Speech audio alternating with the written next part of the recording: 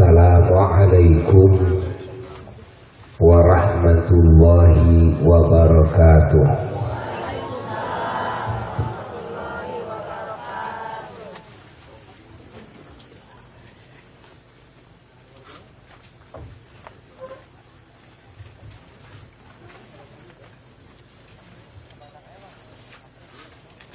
Alhamdulillahi rabbil alamin.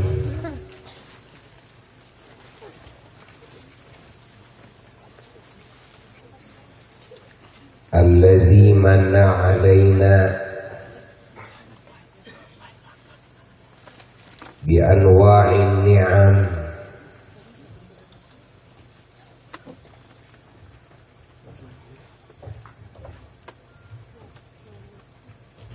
al-katsirah ad-daimah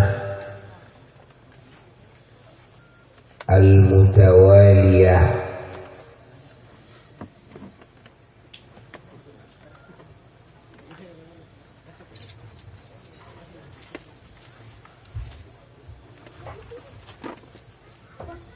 al-awwaliyah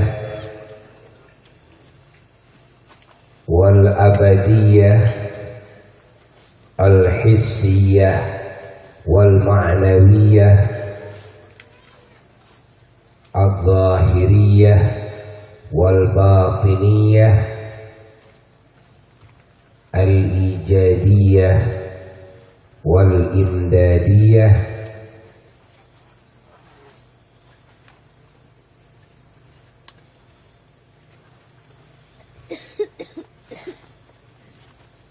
wa wasailiha allati la tuhsa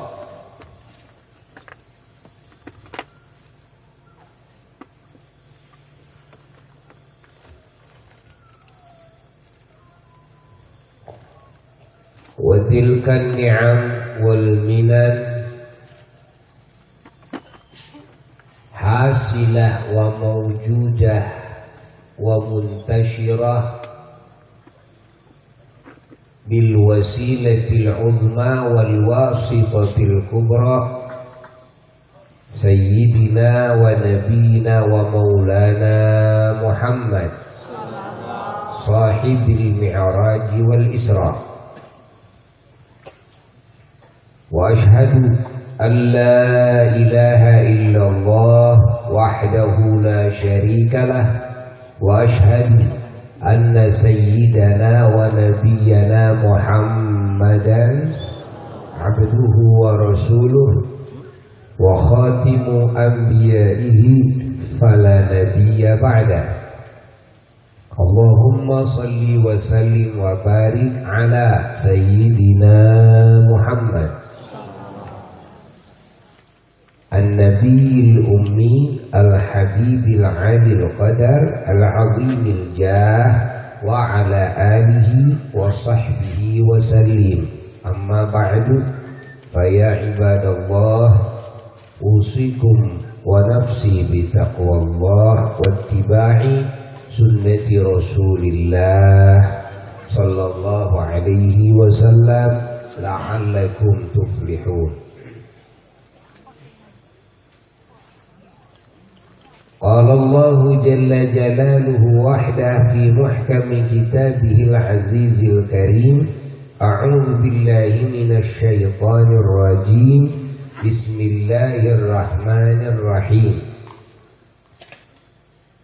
Subhanalladzi asra bi'abdihi laylan minal masjidil harami ilal masjidil aqsa alladzi barakna hawlahu linuriyahu min ayatina innahu huwas sami'ul basir. Sadaqallahul aliyyul azim.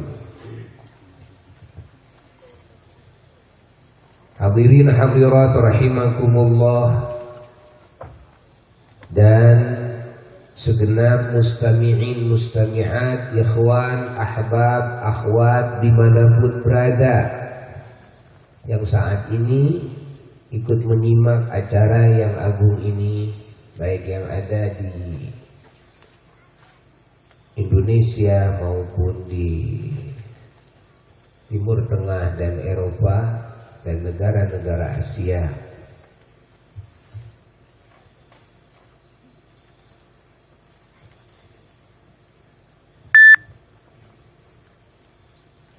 Yang semuanya sangat Al-Fakir cintai, sangat Al-Fakir muliakan, dan sangat Al-Fakir doakan, dan sangat diharapkan doanya untuk kesuksesan segala hal yang dicita-citakan oleh kita bersama dan oleh semua umat Islam dimanapun berada dan kapanpun itu sampai hari kiamat, dari segala kebaikan dunia dan kebaikan akhirat semoga dikabul oleh Allah. Melalui majelis seperti ini semoga Allah menghujankan kasih sayangnya kepada kita semua, menghujankan barakah, menghujankan ampunan, menghujankan cintanya, menghujankan hidayahnya, taufiknya, nikmatnya, rizkinya, kesehatan, keafiatan, keselamatan, ketenangan, kebahagiaan, kemuliaan di dunia kita dan di kubur kita dan di akhirat kita kelak. Semoga umur kita dipanjangkan oleh Allah dalam ridha-Nya, di dalam sebaik-baiknya pengabdian kepadanya, di dalam menyempurnakan ittiba' mengikuti kepada sunnah Nabi kita Sayyiduna wa Maulana Muhammad sallallahu alaihi wasallam, dan diakhiri dengan husnul khatimah dan mendapat syafaat dari baginda Nabi besar Muhammad sallallahu alaihi wasallam yaumul qiyamah, dan bisa berkumpul di bawah benderanya dan juga bisa minum dari danaunya, bahkan dari telapak tangannya yang mulia, dan juga bisa masuk surga Firdaus A'la tanpa dihisab dulu dengan syafaat beliau nanti yaumul qiyamah, dan bisa berbarengan dengan beliau di surga dan bisa memandang zat Allah Jalla Jalaluhu wahdah nanti di surga. Bisirri asrul Fatihah.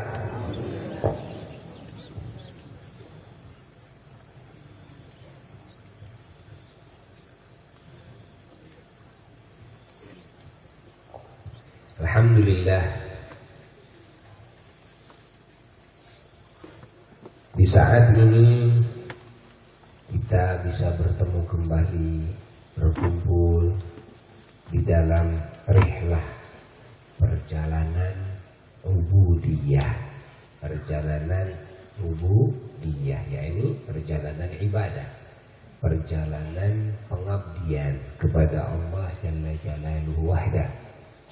Walaupun dohirnya kita duduk di sini, di tempat ini, saat ini, tapi hakikat niat kita dan tujuan kita, hati kita tiada lain yang kita lihat kecuali Allah, yakni perintah Allah. Tujuan kita adalah Allah, yang kita sembah adalah Allah, yang kita taati adalah Allah, walaupun badan kita ada di sini.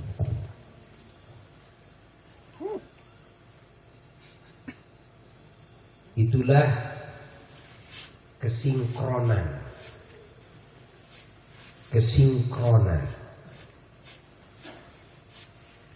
ajaran Allah, kesinkronan ajaran baginda Nabi besar Muhammad sallallahu alaihi wasallam antara hati dan antara jasad. Bagaimana hati dididik oleh Allah, harus bersikap seperti apa hati kita. Lalu bagaimana badan kita, jasad kita dididik oleh Allah juga.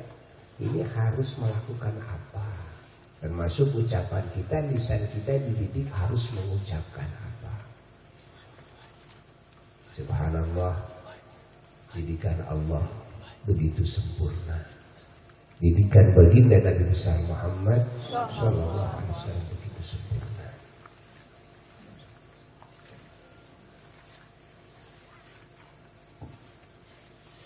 Sempurna bagaimana?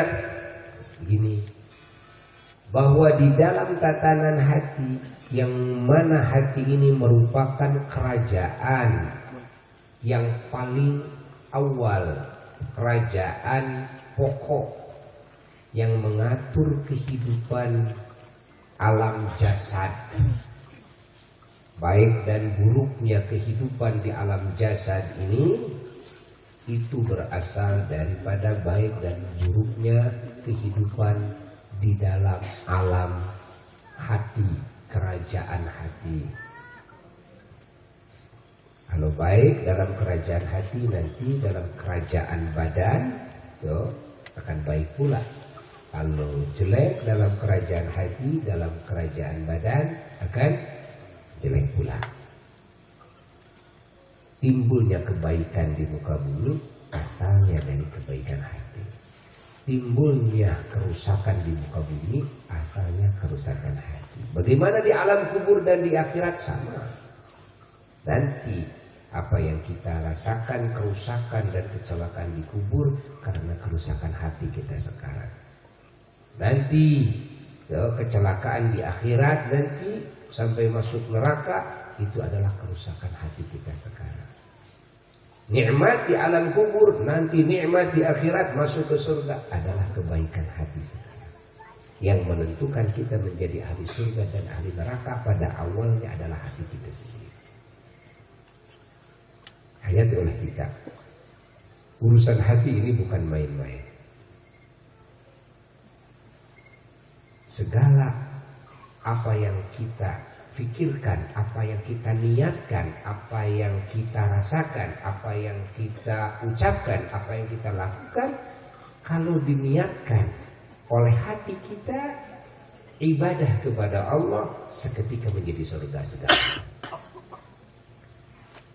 Apa yang kita fikirkan, apa yang kita niatkan, apa yang kita rasakan, apa yang kita lakukan, apa yang kita ucapkan, dengan niatnya di dalam hati adalah maksiat kepada Allah, durhaka kepada Allah, menyalahi aturan Allah, menyalahi aturan Rasulullah Sallallahu Alaihi Wasallam, seketika segalanya menjadi neraka. Hayati oleh kita.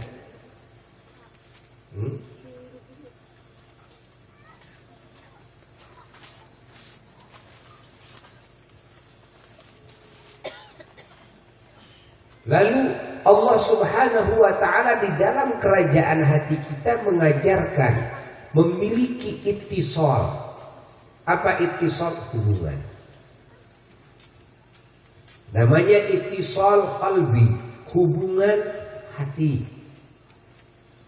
Hubungan hati dengan siapa? Hubungan hati dengan dua.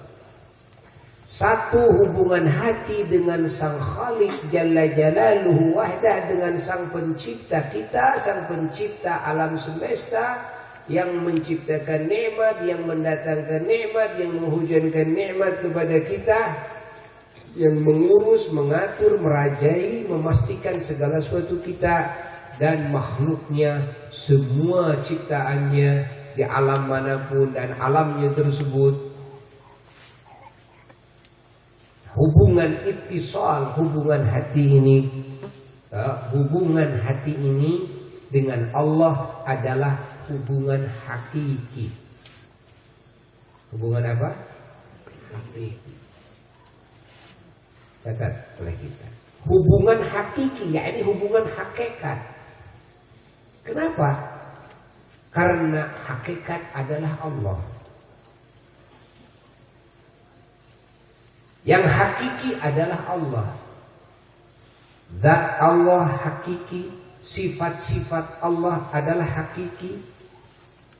Wujud Allah hakiki, kidam Allah hakiki, mukhalafatul hawadithinya Allah hakiki, qiyamuhu binafsihinya Allah hakiki, esaknya Allah, wahdaniyatnya Allah hakiki, kudratnya yakni kekuasaan Allah hakiki, iradatnya yakni kehendak Allah hakiki, ilmunya Allah, pengetahuan Allah hakiki, hayatnya Allah, hidupnya Allah hakiki, Samanya Allah, mendengarnya Allah hakiki, basarnya Allah, melihatnya Allah hakiki, kalamnya Allah yakni firman Allah hakiki, lalu af'al Allah, perbuatan Allah semua hakiki.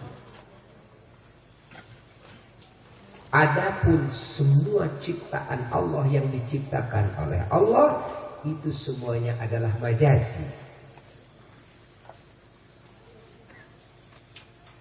Kenapa? Karena adanya diadakan oleh Allah, zatnya diadakan oleh Allah, seluruh sifatnya makhluk diadakan oleh Allah, semua perbuatan makhluk diadakan oleh Allah, segala suatu makhluk diadakan oleh Allah. Waktu yang mengurung makhluk, tempat yang menjadi tempatnya makhluk, alam yang Allah ciptakan semua diadakan oleh Allah Jalla Jalaluhu wahdah. Maka keberadaan makhluk adalah keberadaan yang tidak hakiki, tapi keberadaan yang majazi. Paham? Jangan hes. Kita pulang. You understand? Are you crazy? You tulu? Yeah. You balik. You balik.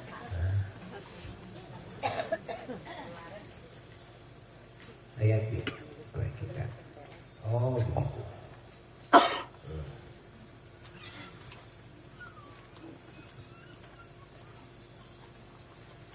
Allah subhanahu wa ta'ala dan Rasulnya mendidik hati manusia, hati bangsa jin ini. Dididik supaya punya ittisal. Apa tadi ittisal? Hubungan.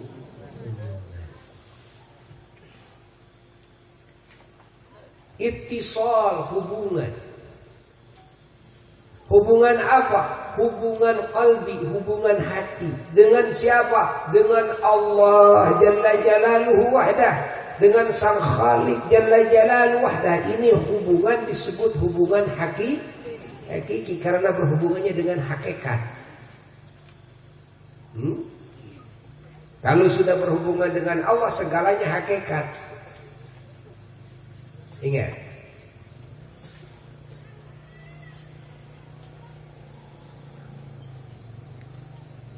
Zatnya Allah, walaupun di dalam syariat yang Allah ajarkan tidak sopan kalau kita menyandarkan berbagai kejelekan kepada Allah. Sandarkanlah berbagai kejelekan kepada diri kita sendiri. Sandarkanlah segala kebaikan kepada Allah. Makanya Nabiullah Ibrahim alaihissalatu wassalam dalam ungkapan kata-katanya yang sangat indah, apa di dalam ayat Quran, fa idza maridtu fa huwa yashfin. Fa idza maridtu fa huwa yashfin. Jika saya sakit, fa huwa, maka Allah yashfini, yang menyembuhkanku. Jika aku sakit, maka Allah yang menyembuhkanku. Nabi Ibrahim tidak mengatakan begini, jika Allah memberikan sakit kepadaku, tidak. Tapi jika aku sakit. Begitu menyandarkan, menyembuhkan, disandarkan kepada siapa? Kepada Allah. Paham? Tidak begini, tuh. Jika Allah memberikan penyakit kepada saya, maka saya berusaha untuk menyembuhkan sehingga sembuh. Oh tidak, itu kata-kata yang tidak sopan.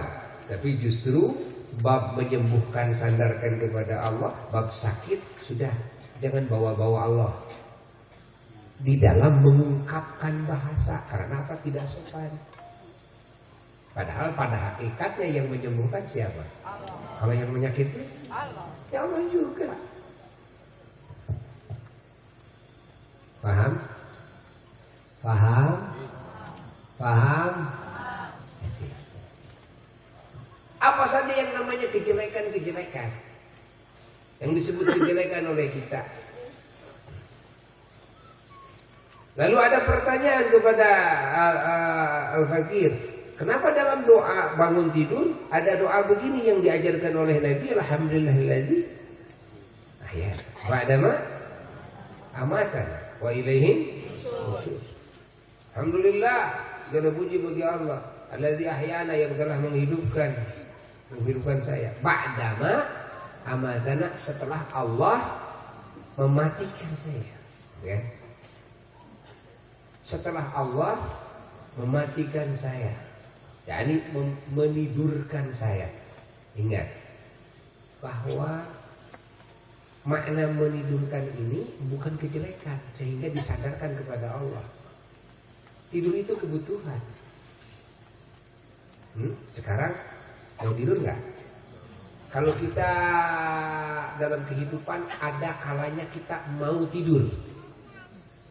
Masa kalau kejelekan ada kemauan untuk kejelekan, gitu kan? Tidur itu nikmat apa musibah? Nikmat, gitu kan? Makanya pada hakikatnya yang kita syukuri itu adalah tidurnya kita syukuri, bangunnya juga kita syukuri. Alhamdulillah itu mencakup dua hal. Satu mencakup ahyana, dua mencakup amatana. Segala puji bagi Allah alladzi ahyana, yang telah menghidupkanku, kan? Karena kehidupan ini nikmat. Paham? Artinya kita bisa bangun. Ba'dama amatana, setelah Allah mematikan aku, yaitu tidur. Ya, tidur itu semi mati. Karena apa? Mata tidak berfungsi, telinga tak berfungsi, akal tidak berfungsi, betul kan? Kekuatan badan fisik yang bisa ngangkat 1 kuintal aja tidak berfungsi, betul kan? Kecerdasan hilang, jadi tidak berguna ya punya sertifikat juga, tidak berguna ya punya ijazah juga ya, punya gelar jadi profesor, doktor, insinyur dan sebagainya. Anda berguna, mas 1 tambah 1 berapa? Tidak berfungsi, ya. Cuma satu yang berfungsi, apa? Hidung. Yang berfungsinya apa? Hidung, nafas. Sehingga ada cerita nih, Mama Eyang Cibaduyut rahmatullah alaih, Syekhus Syuyukh, gurunya para guru, di dalam mengajarkan hikmah kepada murid-muridnya. Pas mau bepergian, beliau ada jalan 2, ini ke kanan apa ke kiri, kata beliau, tanyakan sama hidung gitu. Gigit aja, mana yang lancar, nah itu ke sana. Tanyakan kenapa bertanya kepada hidung? Karena dalam badan kita yang selalu berfungsi itu hidung. Di waktu bangun hidung berfungsi, di waktu tidur pun berfungsi. Walaupun bibir ini tutup, hidung tetap buka. Kalau hidung menutup, ya enggak? Makanya tanyakan aja sama hidungnya. Insyaallah.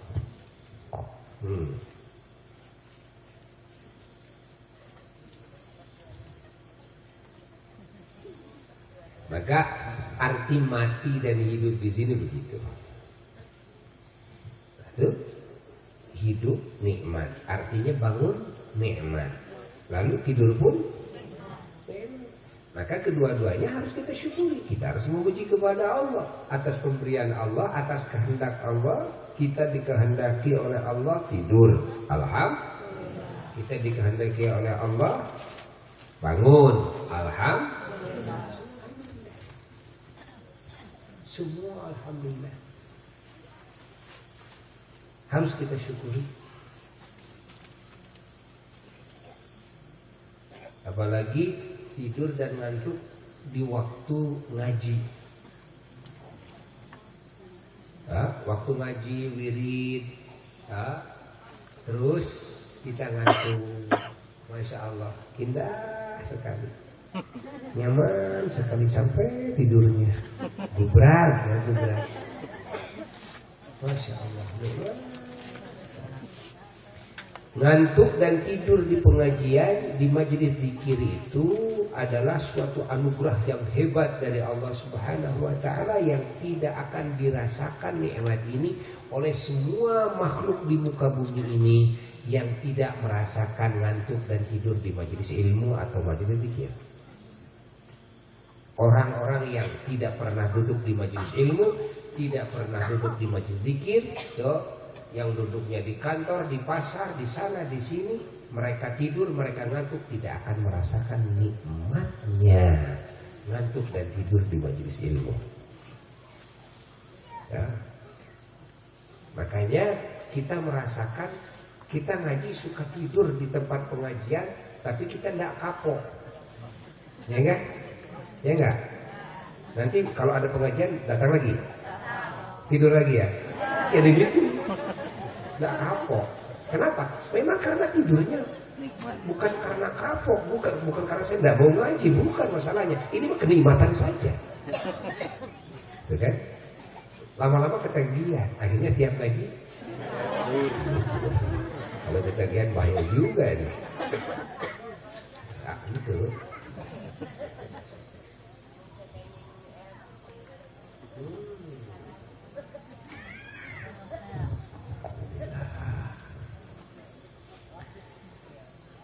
Alhamdulillah. Beda dengan penyakit. Penyakit sesuatu hal yang kita tidak inginkan. Makanya Nabi Ibrahim AS tidak menyandarkan penyakit kepada Allah yang memberi sakitnya. Tapi Nabi Ibrahim mengatakan fa'idha maridtu, jika aku sakit, begitu kan, fahuwa, maka Allah lah yashfini, yang menyembuhkanku. Aduh, indah sekali itu kata-kata, ya.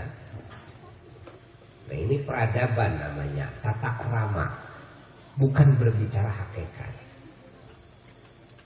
Kalau berbicara hakikat, segalanya kembali kepada siapa? Allah.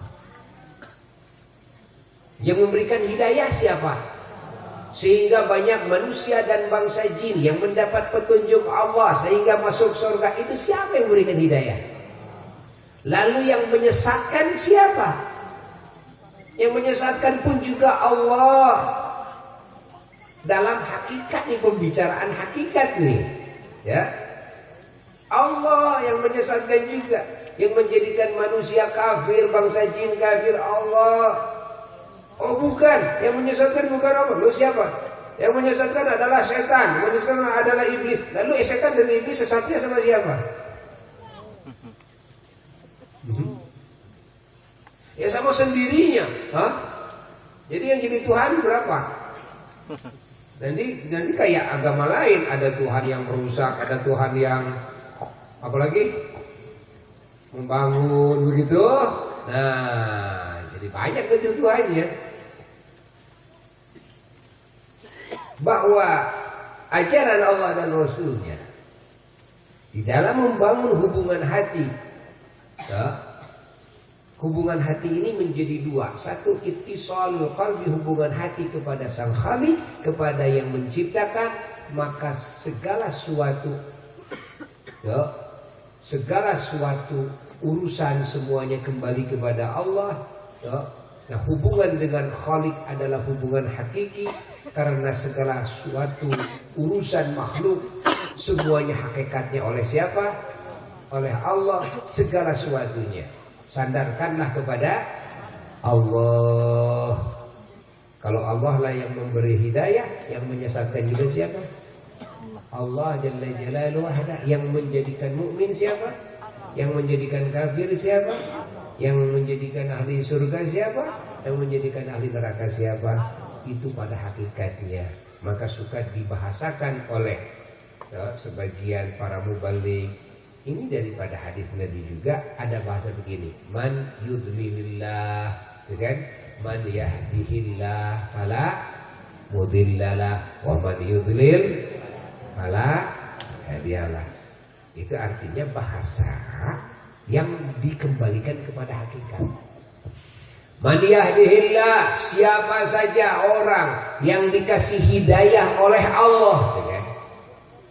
Disandarkan hidayah ini kepada siapa? Allah. Fala mudillalah, maka tidak ada satupun makhluk yang bisa menyesatkan orang tersebut. Lalu waman yudlil, kan? Dan barang siapa orang yang disesatkan oleh Allah, nah, menyesatkan juga disandarkan kepada siapa? Kepada Allah. Fala hadiyalahu, maka tidak ada satupun makhluk yang bisa memberikan hidayah kepadanya kalau Allah sesatkan. Nah, ini bahasa lagi berbicara tentang hakikat.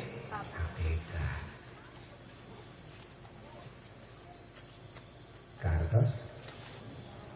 Paham? Paham? Ayat-ayat Quran ini dan hadis-hadis Nabi ini mengajarkan tentang itu.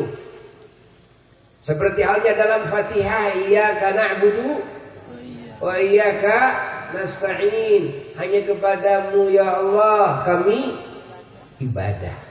Wa iyyaka, dan hanya kepadamu ya Allah nasta'inu, kami meminta tolong. Kami meminta tolong. Okay? Dalam urusan ibadah ya, kita kepada Allah Jalla Jalaluhu wahidah murni. Tapi dalam urusan minta tolong, di sini dibagi dua. Satu, minta tolong itu ada kepada Allah, yakni hakikat hubungan hati itu.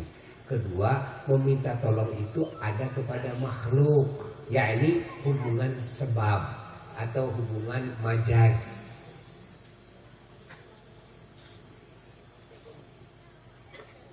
Kita minta doa, tuh nyimpen air, kan? Kita ke dokter, kita berobat, minum obat, bukan, dan sebagainya. Nah, ini kita namanya minta tolong. Mau sembuh minta tolong sama obat tersebut, minta tolong sama dokter. Mau kenyang, mau kuat, minta tolong sama nasi, sama minuman. Makan minum itu artinya isti'anah, kita minta tolong ke sana. Tapi bukan berarti pada hakikatnya oleh itu. Hubungan hati, ya, awas. Hubungan hati ini, ingat, urusan hakikat dikembalikan kepada siapa? Kepada Allah. Jadi yang menguatkan nasi apa Allah? Allah. Tapi hati ini dididik oleh Allah juga supaya punya ittisal, hubungan dengan sebab. Sehingga kita menggarap sebab dalam kehidupan. Kalau hubungan kita hanya dengan hakikat saja, ya udah segalanya kepada Allah, minta kepada Allah, sudah nggak usah makan, nggak usah minum. Dah minta aja kepada Allah, ya Allah kenyangkan saya, ya Allah kuatkan saya, sudah begitu. Jangan makan, jangan minum. Tapi ternyata Allah tidak mendidik seperti itu. Allah mendidik dengan dua hubungan hati. Satu hubungannya kepada Allah, yakni hakikat, urusan hakikat kembalikan kepada Allah. Tidak ada yang memadaratkan, tidak ada yang memanfaatkan kecuali siapa? Allah. Paham? Paham? Segala suatu makhluk, segalanya baik buruknya oleh siapa? Oleh Allah. Bukan oleh Nabi, bukan oleh setan, bukan oleh apa-apa. Tidak setan, tidak iblis, tidak malaikat, tidak rasul. Semua oleh siapa? Tapi kalau hubungan sebab, nah hati ini punya ada hubungan yang kedua, adalah ittisalul qalbi, hubungan hati dengan makhluk. Maka syukur juga, ada syukur kepada Allah, ada syukur kepada makhluk, syukur kepada orang tua, syukur kepada guru, dididik oleh Allah. Anishkurli waliwa lidai, kamu harus syukur kepadaku dan syukur kepada orang tuamu. Loh, kenapa ada harus syukur kepada orang tua ya? Kenapa? Nah, ini disebut ittisalul qalbi, adalah hubungan hati dengan apa? Dengan makhluk. Ada idza huyitu bi tahiyyatin fa ahsanu fa ahda, terus fa hayyu bi ahsana minha auruduha. Allah mendidik kita, jika kita mendapat kebaikan dari orang lain, maka kita harus bisa membalas dengan yang lebih baik daripada kebaikan dia kepada kita. Ya. Biasana minha au misliha, atau dengan yang sepadan. Dengan yang sepadan. Kalau tidak bisa yang lebih baik, tuh dengan yang sepadan. Nah, itu didikan siapa? Didikan Allah. Loh, kenapa? Kita harus bisa berbuat baik dengan perkara yang lebih baik daripada kebaikan yang lain kepada kita. Bukankah yang memberi kebaikan kepada kita hakikatnya Allah? Ya. Kenapa tuh saya harus membalas kepada dia, kepada orangnya dengan yang lebih baik? Nah, inilah didikan Allah yang tadi sebutkan sinkron. Jadi Allah itu mendidik hubungan hati satu dengan Allah, yaitu hubungan hakikat. Segalanya urusannya kepada siapa? Kedua, ada hubungan hati dengan makhluk, itu hubungan sebab atau majaz. Nah, atau istilah kita syariat. Hakikat ku Allah syariatna dah gitu. Siga ayeuna urang dina ngaji nunutan. Hakikatnya bisa. Hakikatnya kalau kita lagi ngaji ngantuk oleh siapa? Oleh Allah. Tapi ada sebab. Sebabnya karena memang kebanyakan makan, gitu kan? Karena memang kecapean, tuh macam-macam. Ada yang karena memang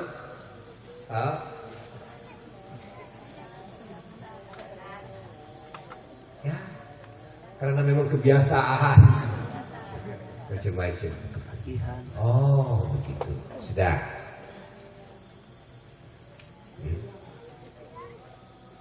Ini ajaran Allah. Bagaimana menyandarkan kepada Allah sebagai hakikat, bagaimana hubungan hati dengan makhluk sebagai apa? Syariat atau sebab atau majaz. Jadi kita boleh minta kepada orang, boleh. Minta apa boleh. Boleh kita menyandarkan kebaikan dan keburukan kepada orang, boleh. Ya. Boleh.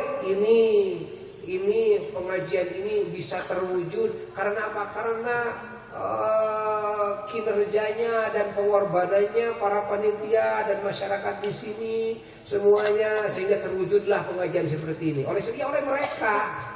Artinya menyandarkan, gitu kan? Ya.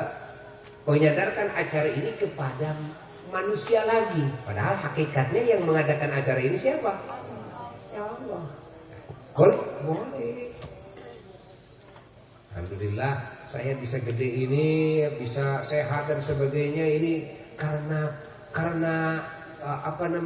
urusan orang tua saya. Alhamdulillah, bagaimana orang tua saya mengurus saya dengan baik, mendidik saya dengan baik, sehingga saya alhamdulillah sehat, saya alhamdulillah dikasih ilmu dan sebagainya. Ini semuanya adalah karena orang tua saya. Dan saya tahu tentang hukum agama dan sebagainya karena guru saya. Kan? Kesananya siapa yang paling pokok? Ya karena Rasulullah Sallallahu Alaihi Wasallam. Bolehkah menyandarkan kepada manusia baik buruk? Memang semuanya boleh. Cuma ini hanyalah sebatas sebab. Faham? Sebatas apa? Sebab. Jadi kalau begitu kita tahu sekarang maksud iyyaka na'budu wa iyyaka nasta'in. Hanya kepada Engkau saya menyembah dan hanya kepada Engkau kami meminta tolong. Artinya ya, meminta tolong yang hakiki, hakikat, karena yang bisa menolong, yang mempunyai pertolongan secara hakiki hanyalah siapa? Allah. Maka meminta tolong secara hakiki kepada siapa? Kepada Allah, tidak kepada yang lainnya. Ayat ini bukan berarti melarang kita meminta tolong secara sebab. Karena kalau ayat ini digunakan untuk melarang meminta tolong secara sebab kepada manusia, ini hal yang sangat fatal nanti, salah nanti. Ini orang bertolak belakang dengan Quran. Ya udah, jangan makan kamu, jangan minum. Kenapa? Karena makan kamu mau apa makan? Ya supaya saya kuat.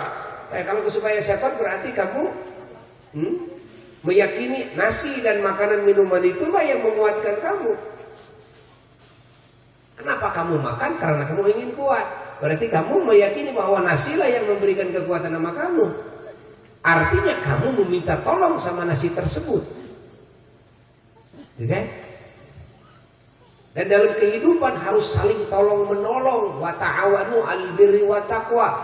Kalian harus saling tolong menolong. Allah sendiri loh yang memerintahkan di antara kita harus saling tolong menolong. Nggak mungkin lah kalau Allah Ta'ala melarang kita meminta pertolongan kepada selain Allah ya? Lalu Allah memerintahkan harus saling tolong menolong. Kalau harus saling tolong menolong si A dengan si B, berarti si A punya pertolongan untuk si B, si B bisa menolong untuk si A. Maka diperintahkanlah oleh Allah supaya satu sama lain harus saling tolong menolong. Nggak mungkin ada perintah Allah seperti itu. Sudah yo, harusnya begini, sudah, akulah yang menolong kalian. Nggak usah kalian saling tolong menolong, aku sendiri nanti yang menolong. Nggak seperti itu juga, ya kan? Nanti akan berbentrokan antara wa iyyaka nasta'in dengan antara wa ta'awanu 'alal birri wat taqwa. Dan akan merusak tatanan adat makhluk. Apa adat makhluk? Adat makhluk kan tolong menolong. Adat makhluk kan saling minta tolong satu sama lainnya. Mas tolong saya, mau diucapkan atau tidak diucapkan?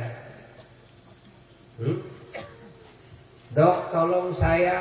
Nah, ini bahaya ini kalau nanti salah mengartikan wa iyyaka nasta'in.